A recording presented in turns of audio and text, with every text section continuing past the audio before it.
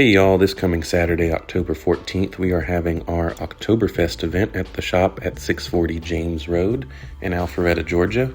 So if any of our local subscribers are in the area or anyone close by would like to come check us out, we'll be here from 5 to 9.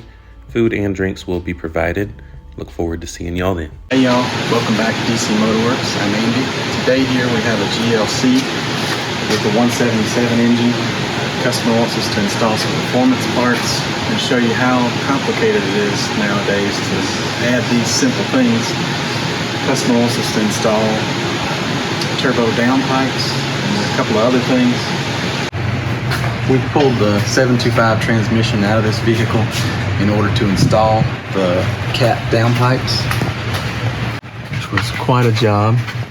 You can see that these are in the way and the bell housing lives here, so there's no way to get these out of here without pulling the transmission.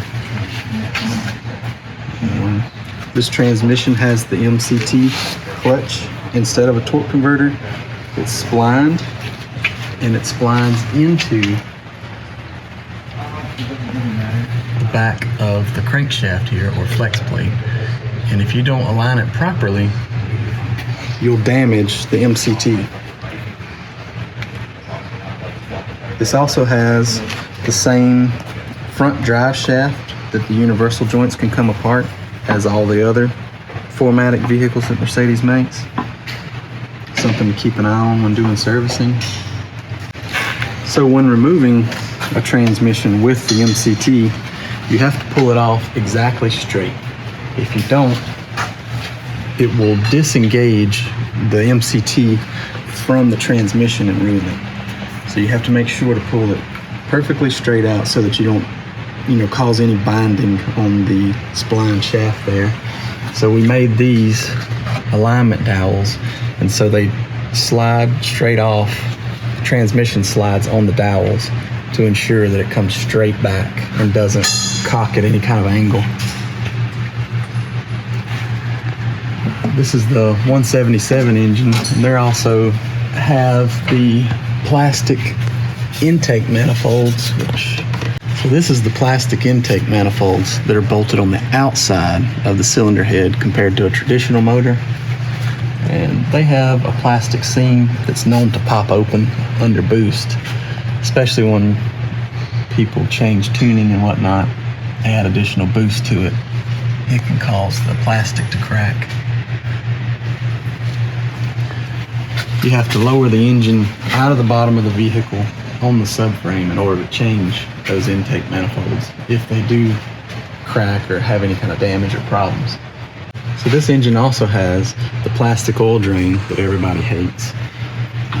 The oil filter is in the bottom of the engine, which is a pretty nice thing. You pull it out, let it drain, not a big deal. We also have the front differential for the 4MATIC. This pinion seal will oftentimes leak, and you'll see a lot of oil here, oil all here. This front diff also does not have a fill plug like any other differential. It does have a drain plug, so you can drain out the fluid. But in order to fill this front differential, you have to pull the pinion out, fill the fluid in there until it runs out, and then put the pinion back. Or you can let it leak out of one of the side shaft seals in order to get the proper fill level.